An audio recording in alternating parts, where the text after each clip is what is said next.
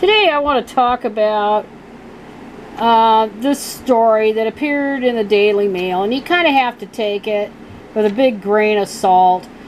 This week is the Democratic National Convention, and of course it's mostly on live streamed and it's done virtual.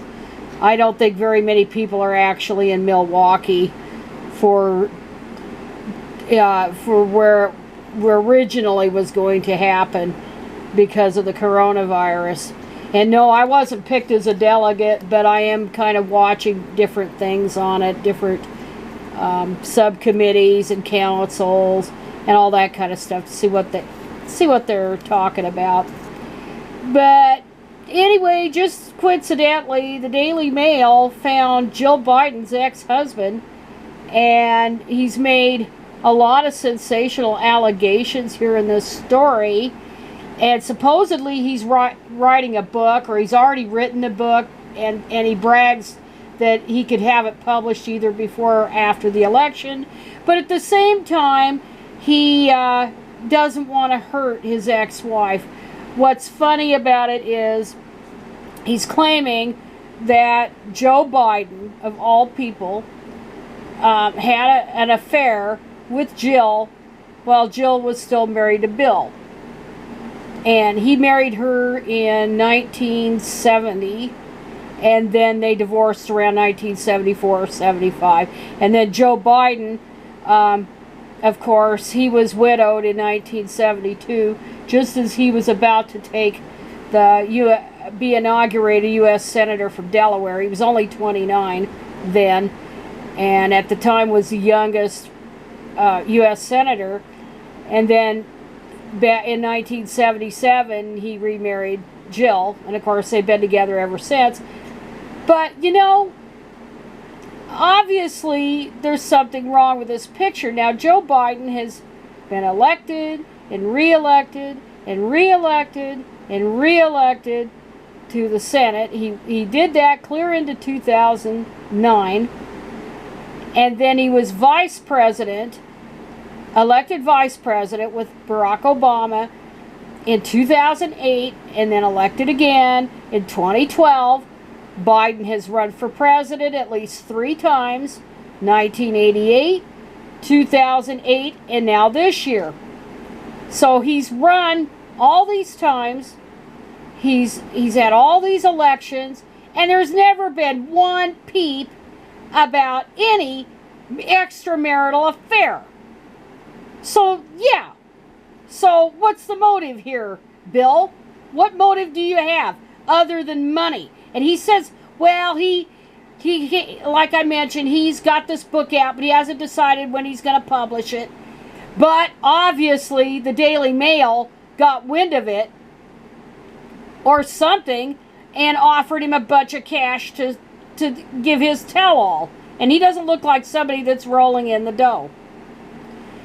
Although he did run a highly successful business in Delaware, and it was what was it? Oh gosh, yeah, it was a stone balloon. It was a live club, music club near the University of Delaware, and I guess it was quite famous, quite lucrative. So he probably has money. But no doubt he wants more money, okay? Because he doesn't look like he's all dripping with wealth there. But this is the problem. When you've got people that are paid to say something, they'll say anything. And the Daily Mail, like all of the UK media, they will pay for sources.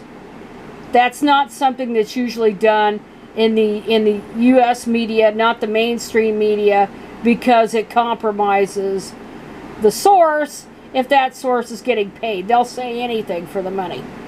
And I think this is the situation here. He's had almost 50 years to come out with this, and he waits till now, promoting a book, probably self-published or a small local publisher, and he waits all this time. Yeah, right. But the DM is known to pay sources. And probably the most infamous stuff, and it's not about the Bidens now, it's about Prince Harry and Meghan Markle. And there's all kinds of trashy stories that come out. And all the UK tabloids are pretty much the same on that score. They've trashed him ever since he married Meghan back in 2018. And the big problem there is they'll make up stories about the royal family. The UK media will make them up, or they have so-called royal journalists who supposedly have an inside scoop on the royal family. Sometimes I guess the royal family leaks information out. But usually they just make stuff up and then they get their stories published. And then you have some people and I'm thinking of Meghan Markle's dad, Thomas, that come crying crocodile tears about how he's abused and all this. But he turned around and he did all of that for money. So no wonder she keeps him at arm's length. She keeps him at arm's length and her half-brother and half-sister. And her half-brother used to live here in Southern Oregon. He might still be living in Grants Pass.